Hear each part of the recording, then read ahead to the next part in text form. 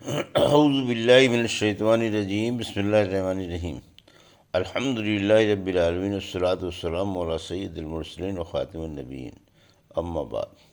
صحیح بخاری، باب فرض الخمس، حدیث نمبر 3123، اردو ترجمہ۔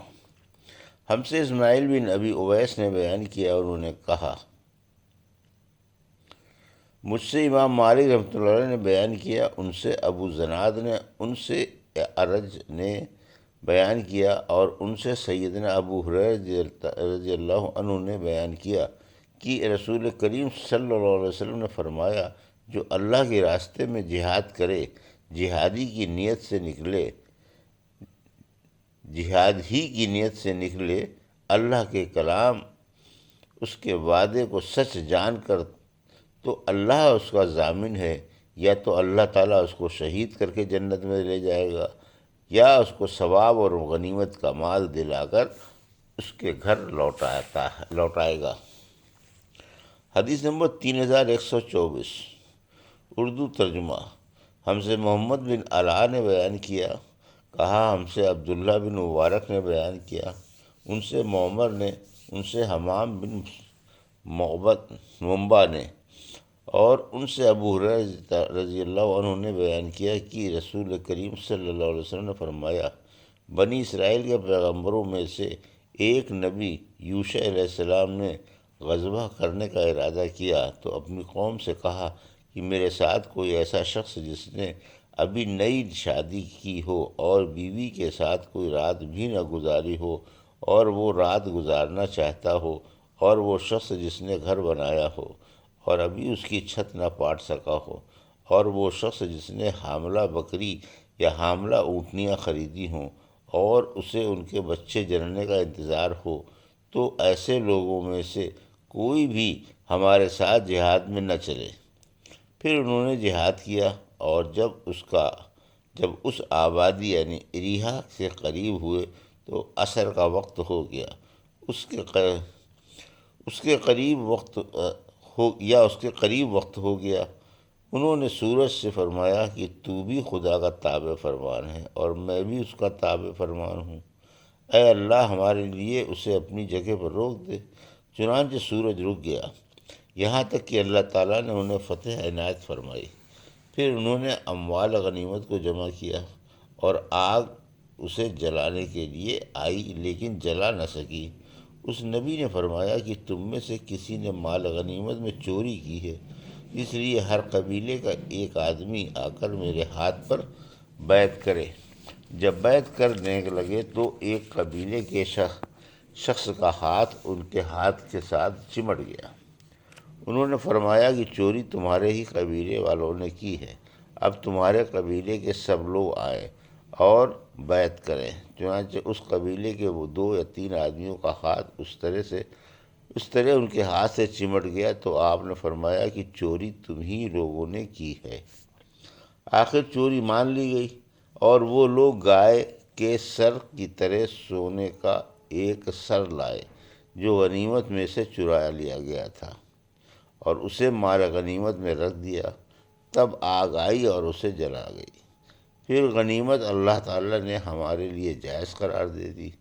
ہماری کمزوری اور عاجزی کو دیکھا، اس لیے ہمارے واسطے حلال قرار دے دی۔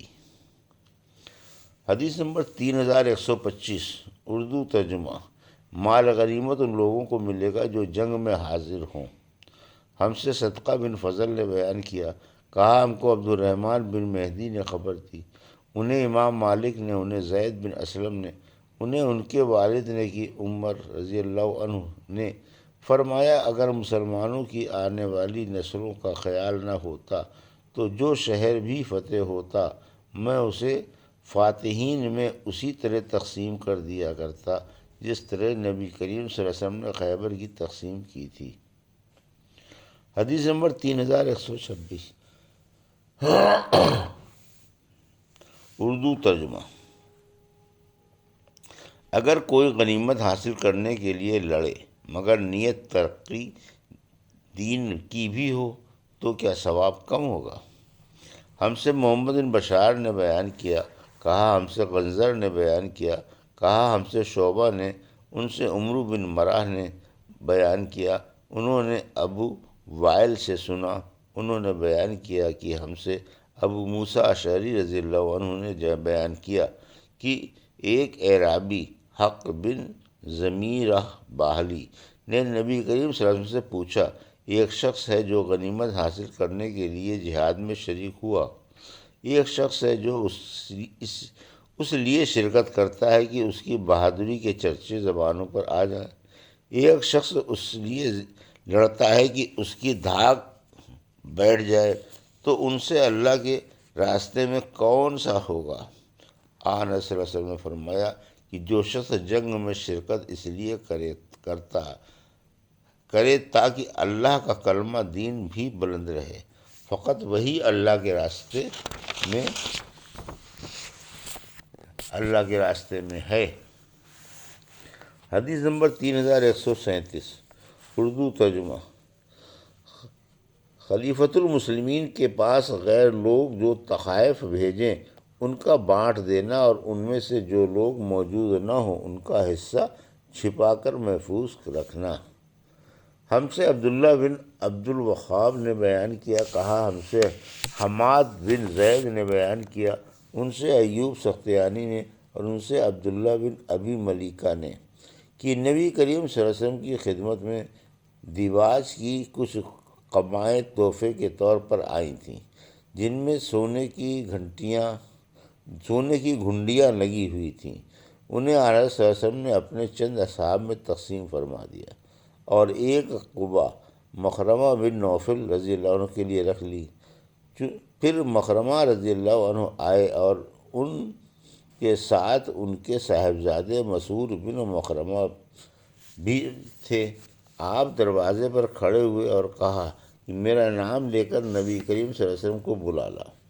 آن صلی اللہ علیہ وسلم نے ان کی آواز سنی تو قبا لے کر باہر تشریف لائے اور اس کی گھنڈیاں ان کے سامنے کر دیں۔ پھر فرمایا، ابو مسعود، یہ قبا میں نے تمہارے لیے چھپا کر رکھ لی تھی۔ ابو مسعود، یہ قبا میں نے تمہارے لیے چھپا کر رکھ لی تھی۔ مخرمہ رضی اللہ عنہ ذرا تیز طبیعت کے آدمی تھے۔ ابن علیہ نے ایوب کے واسطے سے یہ حدیث مرسلاً ہی روایت کی ہے، اور حاتم بن وردان نے بیان کیا کہ ہم سے ایوب نے بیان کیا، ان سے ابن ابی ملیکہ نے، ان سے مسعود رضی اللہ عنہ نے، کہ نبی کریم صلی اللہ علیہ وسلم کے یہاں کچھ قبائیں آئی تھیں۔ اس روایت کی مطابقت لیث نے ابن ابی ملیکہ سے کی ہے۔ حدیث نمبر 3138، اردو ترجمہ۔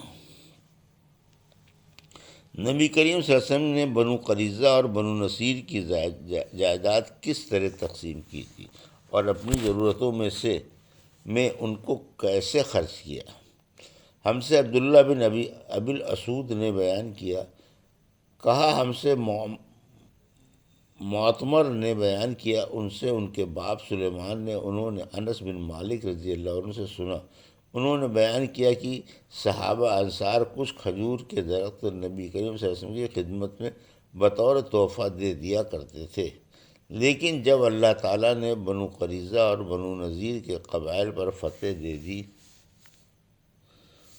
تو آن صلی اللہ علیہ وسلم اس کے بعد اس طرح کے ہدایہ واپس فرما دیا کرتے تھے۔ یہ تھی صحیح بخاری باب فرض الخمس کی حدیث نمبر 3123 سے 3128 کا اردو ترجمہ، جو ابھی آپ نے سماعت فرمایا۔ اللہ سے دعا ہے کہ اللہ ہمیں ان حدیثوں کی صحیح سمجھ عطا فرما اور ان پر عمل کرنے کی توفیق عطا فرما، آمین یا رب العالمین۔